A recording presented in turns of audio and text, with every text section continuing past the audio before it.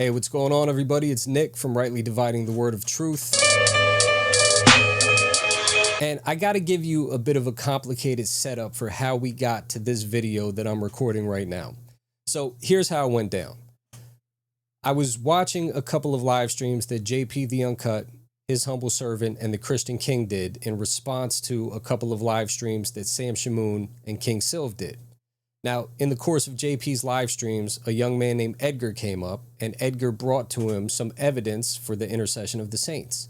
The evidence in question was a text from St. Cyprian of Carthage, and the other one was a text from St. John Chrysostom.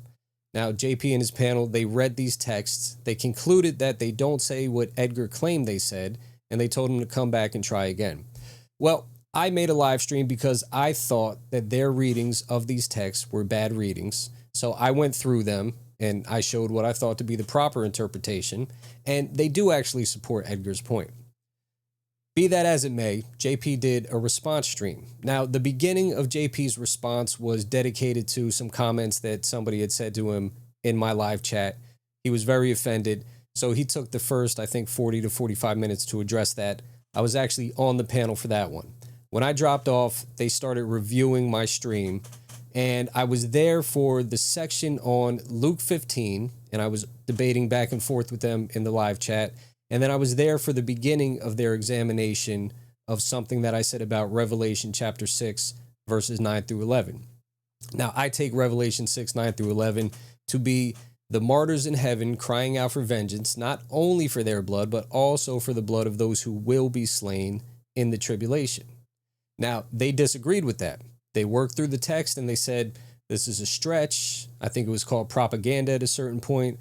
I believe the Christian King said, Catholics repeat things over and over until people start to believe them. So here we are. And before I left the stream, I quoted a piece of G.K. Beale's commentary on Revelation, which bolstered my point. But I also told them that I do a video showing commentaries that say what I'm saying, right? So I didn't make this up out of thin air. I'm not the only one who reads it this way. And in point of fact, none of the commentators I'm citing in this video are Orthodox or Catholic. These are not people who hold to the intercession of the saints. They're just people who read Revelation and understand what's going on in the text. And I'll say this, of all the commentaries I surveyed, and I surveyed probably 25 to 30, none of them disagree with this point. Now, many of them don't comment on it at all, but none of them contradict it. So of those who do comment on it, these are what I'm showing you. And I've purposely left out Catholic commentators just because I don't want any claim of bias or eisegesis or reading one's beliefs into the text. So I've purposely left out Catholic commentators to include patristic witnesses. With that said, let's get into some of these commentaries and see what they have to say about this passage. In any case, the fact that the qualifying genitive phrase is lacking implies that this company does not consist solely of witnesses to Jesus. It consists of all those who have been slain on the earth, and as well as the prophets, sages, and scribes Jesus sent after his ascension. Abel is there, and so is Zechariah the son of Berechiah. Compare these commentators who claim they are Christian martyrs or that John is most concerned with Christian martyrs. It is also possible the language used here describes all believers. In other words, John portrays the church as a martyr church. This is not to say all Christians are actually slain for their witness, but John portrays the church as a martyr church to emphasize the contrast between the church and the world. All believers are persecuted, and some suffer to the extent of giving up their lives for Christ. John focuses on the death believers experience on account of their devotion to Jesus Christ, and the words of those under the altar reflect the longing in the hearts of all Christians. However, there are also striking resemblances between Revelation and 1 Enoch. A. Both texts concern people of God who have been put to death by the wicked. B. In both cases these people address a prayer to God, whereas in 4 Ezra the question of the righteous does not seem to be addressed to God.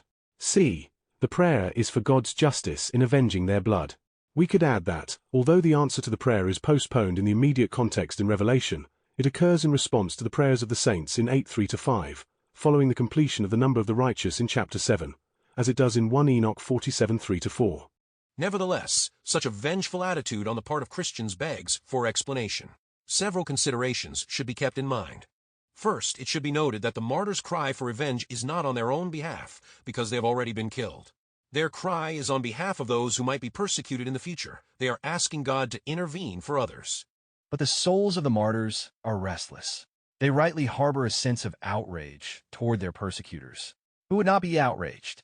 But if their death is a participation in the Lamb's sacrifice, as the whole tenor of this passage suggests, then surely they are not simply engaged in a personal vendetta. The martyrs are restless on account of their fellow servants and their brothers, and beyond them on account of the world that remains unredeemed. The martyrs are not content simply to go to heaven. It is the earth they want, a redeemed creation in which God's goodness and justice prevails. The martyrs are told to wait a little longer until their number is completed. The victims of Nero's persecution are about to be joined by those who will give their lives rather than pay homage to Domitian as divine. The charge is not to control their impatience, but to rest in the enjoyment of their blessedness. There are others who are yet to join their number. Jewish thought portrayed God as governing the world according to a predetermined time schedule, in which the end would not come until the full number of the righteous were offered. Those to be killed are their fellow servants, even their brothers and sisters. The verse does not distinguish two separate groups. It is possible that only literal martyrs are in mind, but more likely slain is metaphorical, and those spoken of represent the broader category of all saints who suffer for the sake of their faith. This all-inclusive identification is clear from the use of overcome in chapters 2 to 3 and throughout the book, not only of those who undergo execution for their faith but primarily of believers who conquer temptations to sin and to compromise in the face of various kinds of suffering. This is also consistent with the figurative use of sacrificial martyr language in the New Testament generally. Whether or not the saints here have been literally put to death for their faith, they have so committed themselves to the Word of God and the testimony of Christ that they have come to be identified generally with the suffering destiny of the slain Lamb. Since the symbol of identity for all Christians is the slain Lamb, they all also can be referred to by the same metaphor. This identification is highlighted by part of the manuscript tradition of 6 and 9, which adds, Του άρνιου, immediately following, δια την μαρτυρίαν. on account of the witness of the Lamb. Romans figuratively applies this very imagery to all the varieties of suffering that Christians must endure. Compare, Άρνιον ως εσφαγμένον. a lamb, as having been slain, in 5 and 6, compare 6 and 9 with, Ως πρόβατα σφάγης. as sheep for the slaughter, in Romans 8 and 36. All Christians must take up their cross and follow Christ, and must find their life by giving it up. The only other place in the Apocalypse where deceased believers are exhorted to rest appears to be addressed to all saints in general who persevere by keeping the commandments and their faith, and die in the Lord, 14:12 through 13. That more than just literal martyrs are in mind in 6 and 9 is evident from the almost identical phrase in 20 and 4, the souls of those who had been beheaded because of the testimony of Jesus and because of the Word of God. This is apparent since 20 and 5 mentions the rest of the dead, which refers to all resurrected unbelievers and must therefore be in contrast to all resurrected believers in 20 and 4. The parallelism of 20 and 6 with 20 and 4 confirms that the latter concerns a broader category of saints than just literal martyrs. See further on 24 through 6. All right, so there we have it. This is a pretty broad range of commentators. We got a couple of Presbyterians, a Reformed Baptist, an Episcopalian, an Anglican, and even a Brethren. So with that said, none of them are Catholic. None of them are Orthodox. None of them belong to a church that can bind their conscience to any particular doctrine. They're free to follow sola scriptura and go where they believe the evidence leads. And they believe that the evidence leads to the fact that these martyrs are not praying for themselves and themselves alone, but they're praying for the broader Christian community, right? This is exactly how I read the passage. So it's not a stretch. It's not propaganda. It's not somebody repeating the same thing over and over until everybody believes it. I think it's just a good reading of what Revelation is saying. And with that said, let's just for fun see what ChatGPT has to say about this.